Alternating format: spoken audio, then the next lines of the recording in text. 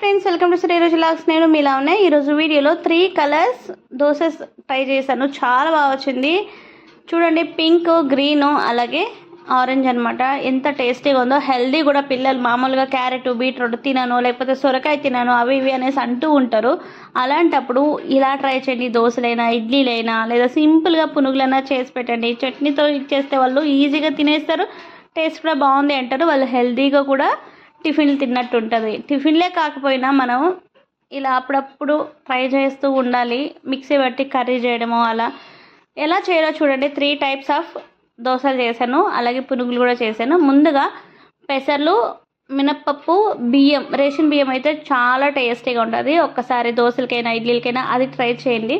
ఇవంతా నైట్ అంతా నానబెట్టేసుకొని క్లీన్గా కడిగేసి మిక్సీ జార్లో వేసుకోండి.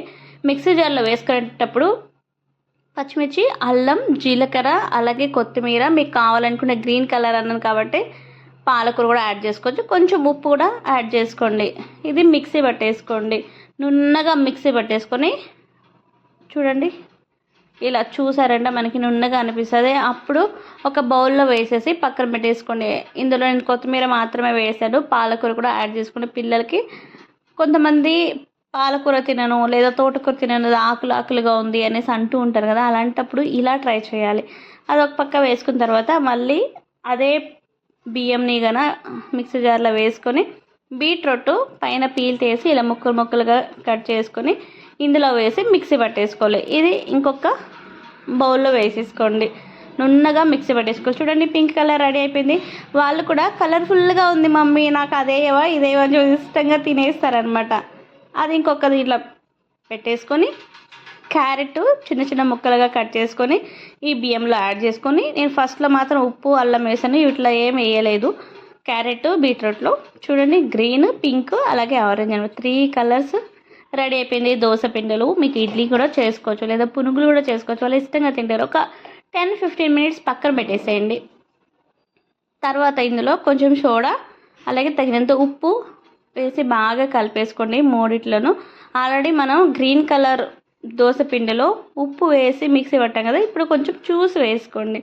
ఇలా అన్నిట్లోనూ మిక్సీ పెట్టేసుకొని ఒక 2 నిమిషాలు పక్కన పెట్టేసుకున్న తర్వాత క్లీన్గా కలిపేసుకొని గుంత పొంగనాలు ఉంటాయి కదా, అది కడిగేసుకొని స్టవ్ మీద పెట్టేసుకొని కొంచెం ఆయిల్ వేసుకోండి.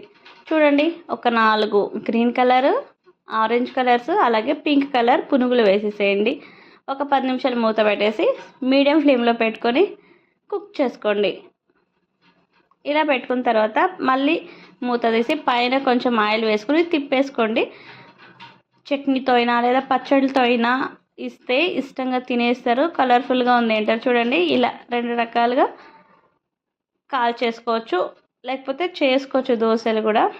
ఇలా రివర్స్ తిప్పేసి ఒక 2 నిమిషాలు అలాగే కుక్ చేసుకొనేసి దించేసుకోవచ్చు. ఇప్పుడు దోశ చూడండి, పిల్లలు ఆనియన్స్ అవన్నీ తింటాము అంటే ఇలా వేసుకోవచ్చు. లేదు ప్లెయిన్గానే కావాలి అనుకుంటే ప్లెయిన్ దోశలు వేసి ఇచ్చేసండి. గ్రీన్ కలర్, ఇందులో కొంచెం ఆనియన్ అలాగే కొత్తిమీర, క్యారెట్ తురిమి వేసుకున్నాం అన్నమాట. పెద్దవాళ్ళు కావాలంటే ఇలా తినచ్చు, చిన్నవాళ్ళు కావాలన్నా కూడా మీ ఇష్టం వచ్చినట్టు చేసుకోవచ్చు అనమాట. చూడండి, ఇలా గ్రీన్, ఆరెంజ్, పింక్ 3 ఇలా వేసి సర్వ్ చేసుకున్నా. పెద్దవాళ్ళు అయితే కొంచెం ఎక్కువ మసాలా యాడ్ చేసినట్టు ఉంటుంది కాబట్టి అలా చేశారనమాట. చూడండి, పింక్ కలర్.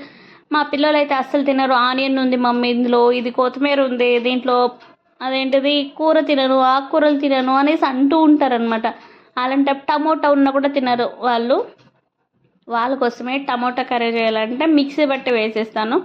ఈ టిప్స్ ముందటి నుంచి యూస్ చేస్తున్నా కానీ ఎప్పుడూ నేను షేర్ చేయలేదు. ఈరోజు షేర్ చేసిన, కొంతమంది తింటారు ఇష్టంగా అని చెప్పేసి పిల్లలకి హెల్తీగా కూడా మనం టిఫిన్ పెట్టాలి కాబట్టి ఇలా ట్రై చేశారనమాట. మీరు కూడా ట్రై చేయండి. పిల్లలకి మామూలుగా బియ్యము, మినపప్పే అంత టేస్ట్ హెల్తీ కూడా కాదు. ఇలా ట్రై చేయండి. హెల్తీగా మనం టిఫిన్లు పెడతాం పిల్లలకి. ఇంకెందుకు కలిసి మీరు ట్రై చేయండి. వీడియోస్ లైక్ చేసి షేర్ చేసి అలాగే సబ్స్క్రైబ్.